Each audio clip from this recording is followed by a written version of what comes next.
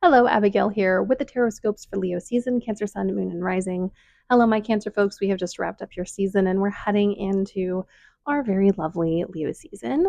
There are a lot of strong connections, obviously. Astrology doesn't stop and start at the beginning and end of seasons, but the last Capricorn full moon has a lot to say about the Leo new moon and the Aquarius full moon. So, any themes you're dealing with are going to be connected. I do have a video on the Leo season astrology and also a video on the Mercury retrograde astrology, which is happening in Leo, and is kind of the most important thing I want to kind of bring into this video that's about astrology. You can check out more information on those places, but yeah, it's this retrograde's a lot. It's kind of carrying the energy from last year's Mercury retrograde in Leo, started in Virgo, finished in Leo, and then also the Venus retrograde in Leo that was in 2023. So just know that there's a big wash of energy coming through. That is also connected to the Mercury Venus retrograde back in March. So, and mid March to mid April, or if it's the Venus retrograde earlier. Yeah, so just know that there's a lot of energy. Also, you guys have been, depending on your Jupiter placement, I will give that caveat, have been riding on the Cancer Jupiterian high. Jupiter's exalted in Cancer. It's really wonderful and lovely. So have that, but there is some kind of gnarly stuff to deal with. Also, if you have any Capricorn planets in opposition, if you were born in the Capricorn, Neptune, Uranus opposition, Jupiter in Cancer is going to bring up some of those themes. So this Leo season is also the time when we have to kind of deal with the shift of energy and what it means for our birth chart specifically. So it's a little entangled. We're I think, going to feel more into that, especially when we get into seasons where there are sextiles and things like that. So like Virgo season, even with the eclipses, you're going to get a sextile to Jupiter, which is nice. And Scorpio season, we're going to get a trine to Jupiter, which will be really fun. So just recognizing where all that's going. Also, Venus enters Cancer during the season. So there's going to be kind of some really lovely highs and some really tricky moments because of what we're dealing with. Also, this is kind of the first major transits happening in Cancer besides the Mars retrograde. And even that's wasn't early degrees. That's going to be kicking off this kind of non-Pluto opposition, which, while nice, is a big shift in energy. So a lot of unexpected things. But getting into your cards, there is a need, and I've been kind of seeing this, especially in these final readings. I read them based on which is the first season we're dealing with. So Leo season, you're the last one. But especially the last few, it's really been about this internal process that we're all going through during Leo season. Leo is often considered really externalized, depends on where it is in your chart. But a lot of us are being called within. So there's this kind of warring between that externalized solar energy and this retrograde need to kind of go back and reconsider certain things. And so with this Queen of Coins, you're being asked to go back and to sit down and to really sit with your resources and your manifestations and your dreams and what you want moving forward, and really consider how much is true to you and how much is feasible. Not feasible within what you have now, but in what you're willing to maintain in the future. A lot of us have a lot of dreams. We don't consider the maintenance of such dreams, and I don't think you should scare yourself off and not do those things or participate in those things. However, take into consideration what your personality truly wants. I think a good example is me. I was in a performance career, but I'm autistic and have ADHD, didn't know it at the time, and now I realize that I'm actually a lot happier with kind of moments of visibility, but then a lot of moments of kind of down internal time. And so a long-term performance career wouldn't have really worked out as far as me enjoying it consistently, and I would have been burnt out consistently. But that's just a personal example. Maybe you want something fast or high paced, or maybe you do want a slow life, but you're actually a person who really is better off traveling. But you've kind of been taught that staying in one place is better. It doesn't always have to be me going full cottagecore, but it's this idea of what is truly aligned with you, your resources, material and physical, with your long-term desires, how much you want to maintain long-term. So really consider that. I also think for some of you, but not all of you, parenthood is on the table. So take into consideration that kind of commitment and um, if you are willing to sustain that kind of energy. I personally am as a person, I know, wild, but it's not for everyone. So take into consideration like the reasons why you desire a child and if you think you're capable of that long term. Knowing that everyone has downtimes and long stretches of depression, and all parents have to work through things. I bring that up because I do work with a lot of parents as a spirit baby medium. If it doesn't apply to you, it doesn't apply to you, but you can take that to any long term plan and be like, is this something I actually want to do in 10 years? And maybe it isn't, so do it for now. But really understanding what you're bringing to the table and what you desire, especially if you're past your Saturn return. If you're not past your Saturn return, I wouldn't sweat the long-term planning so much. There's a lot of information you learn after your Saturn return that really helps you. But if you are past it, really considering capacity, because that's a Saturnian lesson. And then we have the Queen of Blades. In combination, you also need an expansion and a belief in self.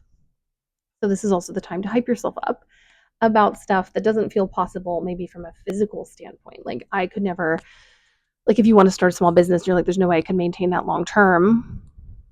I mean, maybe, but a lot of small businesses based in the community you have and in your ability to do stuff. Also, a lot of people I know are like worried about, doing a private business because of the way the world is working. Fun fact, people with full-time jobs are not really doing any better. There's no protection basically for workers hardly anymore, and it's more important to follow your dreams. So understand that I'm not, with the Queen of Coins, advocating for like being conservative in your, and I'm not talking about politically, but conservative in your dreams and desires. I'm just talking about understanding who you are and what you want to do with who you are. And the things that you want to do with who you are that might be a little fantastical, give them a bit of juice. Remind yourself that you don't function in a vacuum, that there are always opportunities after a couple of years to bring other people on if that's something you would prefer. But it's technically not the time to really take action, but it is time to really start to be like, these are some long term goals, especially with the new moon in Leo, which will have already happened by the time I post this because it happened really early, and the full moon in Aquarius. Just what we're wanting to do with the next couple of years. And I want to remind you, those things can shift and change over time. You don't have to like write these in blood. Um, but yeah, just knowing this balance. And part of the reason I'm talking about balance so much is we do have the Justice card, which very much calls back on our last eclipse cycle that just finished this spring with the Aries Libra axis of being able to balance and weigh and understand what we want. Also, a reminder that Libra is trying to you and Mars will be there soon. So we're going to be getting an extra juice. And once we've processed the midst of this Mercury retrograde, a lot of it is going to be a very justice kind of based system of being like, yes, no, yes, right, wrong, not for me, yes, for me. Picking and choosing the people we want to be with, recognizing what is equitable and what is not equitable. I think that one of the few downsides of Jupiter and Cancer is this belief from Cancerian folks that they maybe need to do more than they are doing or need to expand more on things. And that's not necessarily bad, but keep that balance of knowing that things take time and you don't need to do everything all at once in this moment. A lot of this season is about consideration and understanding, especially as we move into the final cards, which show that maybe my Cancer folks are a little burnt out. We have the Ten of Wands. I think something that this Jupiter cycle is bringing in for you guys is like a plethora of good things. And that is why you need this kind of sharp energy and this ability to kind of cut through stuff and recognize what you want, because there is such a thing as too much of a good thing. And you might be participating in that right now. And getting rid of some of your wands doesn't mean getting rid of a dream forever. Just tucking a few things away because you're like, you know what, I would really like to just focus on these few things in this retrograde versus all of the stuff that's possible for me to do. And I would suggest using your intuition to know what stays and what goes, because we are processing some pretty hefty stuff. And I'm going to pull the two final cards together because they're very related. Five of Coins, Five of Swords. Some people are going to be disappointing you this season. They're not going to be showing up as they could. They are not, going to be the person you thought. I think a lot of this has to do with the fact that we as humans tend to project our own processes on people. And so I know a lot of Cancers are really empathetic and open and kind. and for that reason get deeply disappointed in people who do not function that way. And while technically there's no right or wrong way to function, it would be nice if people did things out of generosity and care, but they don't always. And so there is going to be a conflict with someone who just doesn't process things the way you do, Five of Swords, and it's going to be disappointing. Doesn't technically mean they're a horrible person. You are going to have to consider how you want to keep them in your life.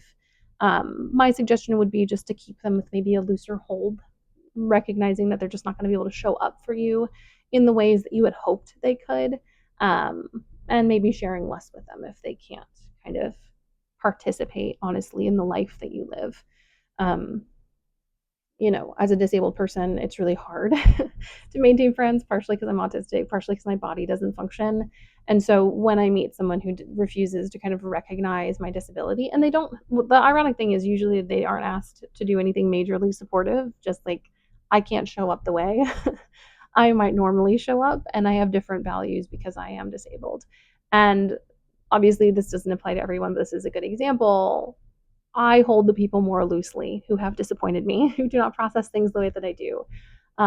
Still maintaining a basic friendship, but they're not the person I'm going to go to if I'm in distress or if our country is defunding healthcare and things like that, because they're just not going to understand or care. And it's unfortunate that they have chosen to do that. And I leave it at that. It's not my job to police their desires and their behaviors, but I also am not going to open my soul up to someone who doesn't care about very intimate parts of me. And I think a lot of cancers can relate. There are parts of cancers that are really tender and generous, and a lot of people love having access to that tenderness and generosity without reciprocating in kind.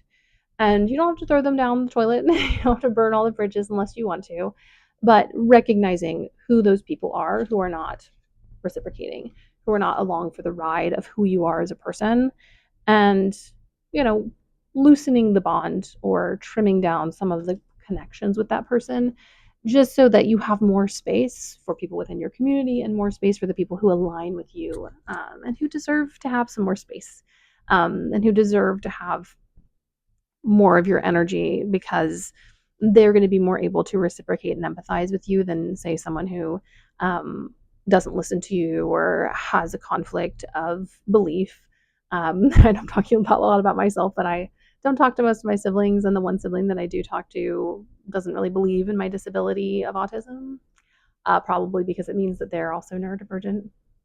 Um, and so I'm going through this personal process that I feel really I'm seeing in a lot of other people, and especially in signs like Taurus and Cancer and Virgo, and Libra, a lot of the signs that do a lot of major, maybe overblown reciprocation. And this is no hate to the other signs. There's just a lot of energy in the Venus ruled signs and in moon ruled signs of like overproduction.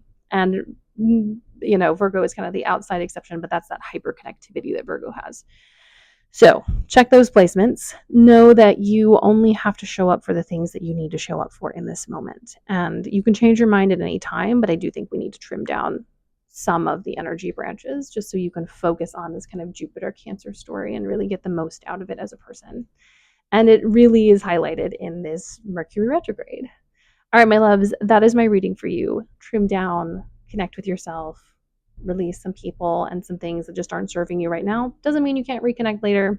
Just means that they don't really get the spotlight in your life in this moment if they're not willing to let you shine also. And that is my reading. If you like my stuff, like and subscribe, and I will see you in a different space and time. Blessed Leo season.